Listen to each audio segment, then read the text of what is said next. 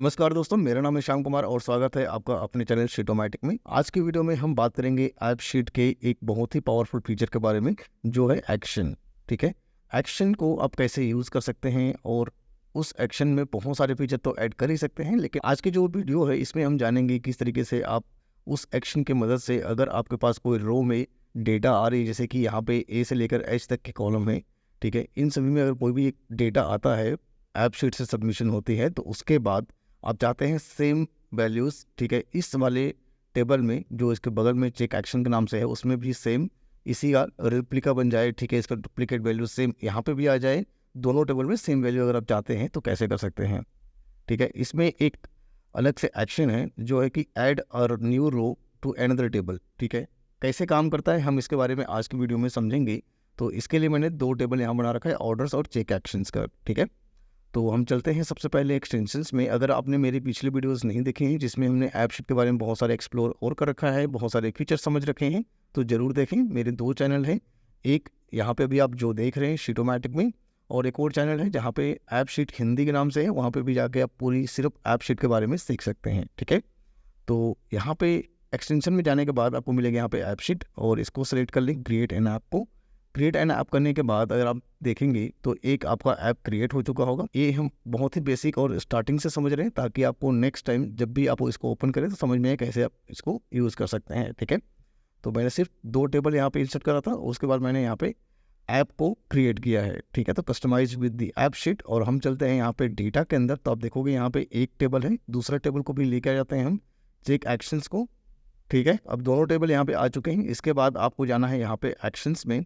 ठीक है, इससे पहले अगर आपको कुछ चेंजेस इसमें करना है तो वो चीज़ें आप कर सकते हैं, जैसे कि यहाँ पे टोटल में एक फार्मूला आप लगा सकते हैं कि यूनिट और कॉस्ट के बीच में कितना यूनिट है और कितना उसका कॉस्ट है, तो दोनों को मल्टीप्लाई करके आप टोटल ला सकते हैं। ठीक है, तो फिलहाल मैं इसको अभी शो नहीं कर रहा हूँ क्योंकि वो इतने ज़रूरी नहीं है, इसको भी देखना। ठीक है, दूसरा चेक एक्शन में भी मैं इसको हटा देता हूँ क्योंकि हमें यहाँ पे नहीं देख रहा है। ठीक है, सिर्फ यहाँ पे शो नहीं कर रहा हूँ मैं। सेव करते हैं इसको। अब हमें जाना है यहाँ पे एक्शंस में। एक्शंस के अंदर आप देखेंगे यहाँ पे ऑर्डर्स और चेक एक्शंस दो टेबल हैं। तो ऑर्डर्स के अंदर आप जाएंगे और इसमें क्लिक करेंगे न्यू में। ठीक है, ऐड एक्शन इस प्लस साइन पे, उसके बाद create a new action for orders. जैसे ही आप इसको क्लिक करेंगे उसके बाद आपको यहाँ पे कुछ इस तरीके से इंटरफेस दिखाई देगा जिसमें एक्शन का नाम है। तो इसको लिख सकते हैं add values to another table. ठीक है, रिकॉर्ड ऑफ दिस टेबल। ठीक है, तो ये ठीक है, इसी जो ऑर्डर के टेबल है उसी का हमें यूज़ करना है। ठीक है, डू दिस क्या करना है उसको, यहाँ पे एक्शन है, तो एक्शन के अंदर आपको बहुत सारे यहाँ पे ऑप्शंस मिल जाते हैं। तो हमें क्या करना है, add a new row to another table using values from this row. तो ये वाला एक्शन हमें यूज़ करना है। ठीक है, क्या करना है, add a new row to another table using values from this row.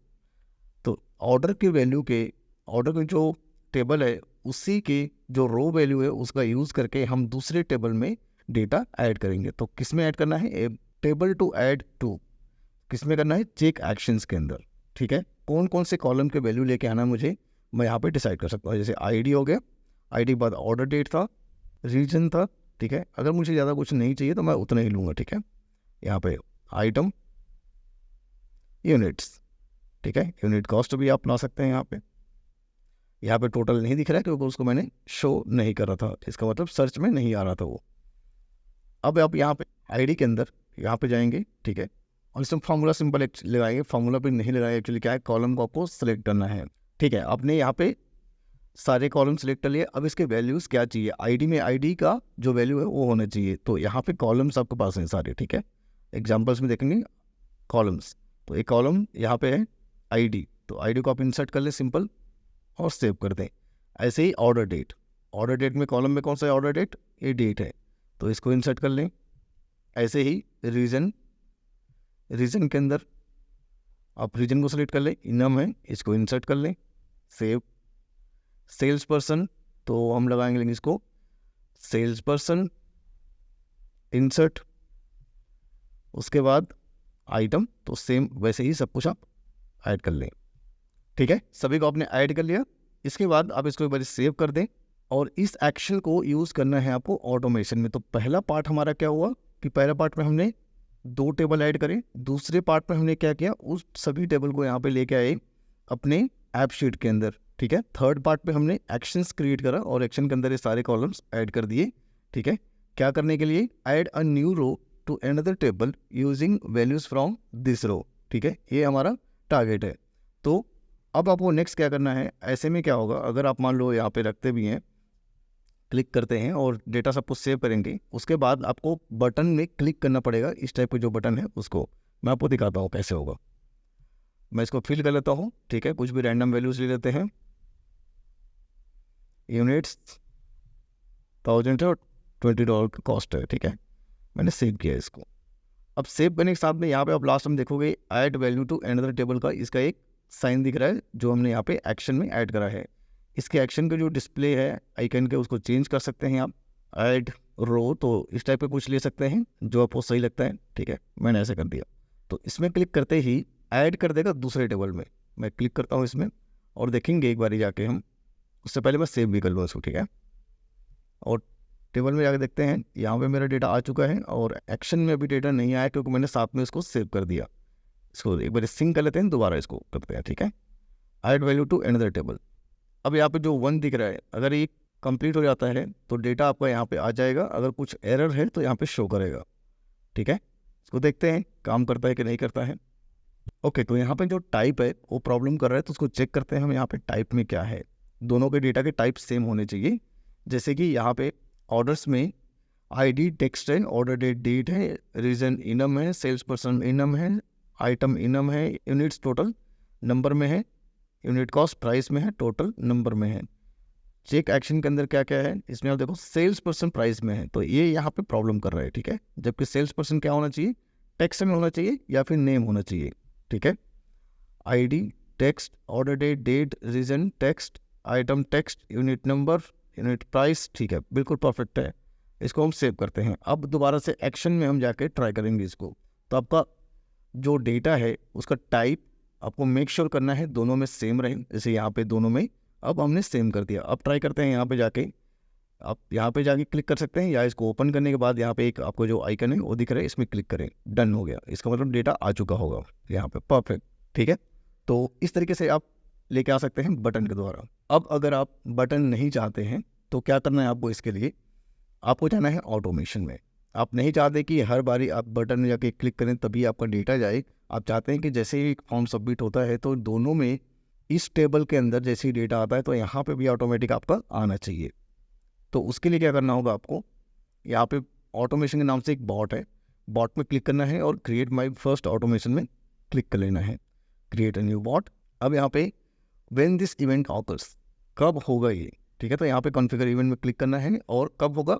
A new रो और new record, a new orders record is created. इसका क्या मतलब है? अगर नया एक रिकॉर्ड इसमें आता है ऑर्डर्स के अंदर तो ये एक्शन काम करेगा। तो इसको सेलेक्ट कर लेते हैं हम, ठीक है। कब होगा? अ न्यू रो और न्यू ऑर्डर्स क्रिएटेड, ठीक है। तो उस केस में ये आपका काम करेगा। उसके बाद होगा क्या, ठीक है। अगर आप कह रहे हैं कि ठीक है इस केस में कब होगा? जब एक नया ऑर्डर रिसीव होता है, करेक्ट। उसके बाद ऐड अ स्टेप। यहाँ पे एक और चीज़ है, आप ध्यान देंगे सेटिंग के अंदर डेटा चेंज पे होगा, ऐड पे होगा, डिलीट पे होगा, अपडेट पे होगा। तो हमें यहाँ पे रखना है यहाँ पे ऐड्स का। जब भी एक नया रो ऐड होगा, अपडेट पे नहीं कर रहे हम, ठीक है। तो यहाँ पे ऐड अ स्टेप। उसके बाद होगा क्या? रन करेगा स्टेप, ठीक है। तो यहाँ पे रन दिस स्टेप में, ठीक है, एक क्लिक करने के बाद आपको यहाँ पे मिलेगा ऐड अ स्टेप। उसके बाद आपको करना क्या है?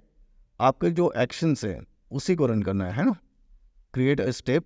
तो इसमें जैसे ये क्रिएट अ स्टेप करेंगे, यहाँ पे कुछ दिखाई देगा न्यू स्टेप। क्या होना चाहिए? Add a new row to check action table, ठीक है। इसका मैंने एक नाम दे दिया, ठीक है। अब यहाँ पे क्या होगा? इसका एक मैंने सिर्फ नाम दिया है। उसके बाद रन अ टास्क। यहाँ पे क्या क्या है, अलग अलग टाइप के दिख रहे हैं कुछ। तो मैंने यहाँ पे run a data action, data action जो हमने एक्शन बनाया था यहाँ पे, ठीक है, इस जगह में जाके वही हम इसको रन करेंगे, रन अ डेटा एक्शन। तो उसके बाद जो आपने ऑलरेडी क्रिएट किया होगा उसी को सेलेक्ट करेंगे, कस्टम एक्शन।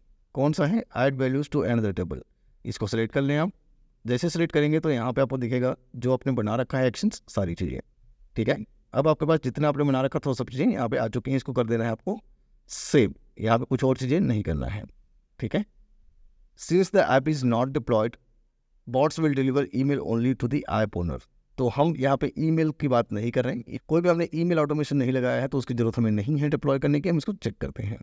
ठीक है, अगर आप चाहें तो उसको मॉनिटर भी कर सकते हैं कि जो आपने बॉट लगाया है वो सही है कि नहीं है, परफेक्ट काम कर रहा है कि नहीं कर रहा है। यहाँ पे पूरी डिटेल आपको मिल जाती है, जैसे कि कंप्लीट। ठीक है, एक बार हमने किया था, परफेक्ट है, कोई एरर नहीं है अभी तक। रन्स कब हुआ था, कंप्लीट है ये।